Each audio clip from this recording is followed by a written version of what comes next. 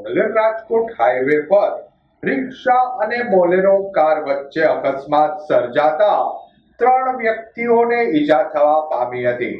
અકસ્માતના બનાવ અંગેની પ્રાપ્ત વિગતો મુજબ ભાવનગર રાજકોટ હાઈવે પર હોન્ડા શોરૂમ નજીક રિક્ષા અને બોલેરો કાર વચ્ચે ધડાકાભેર અકસ્માત સર્જાયો હતો।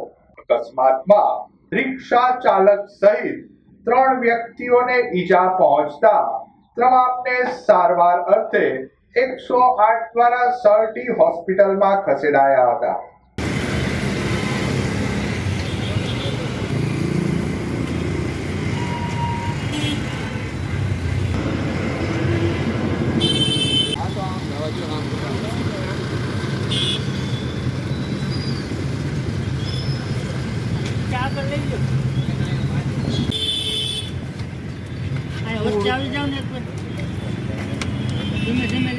माटी ने यार वो लेता जाओ डीजे नगर बोला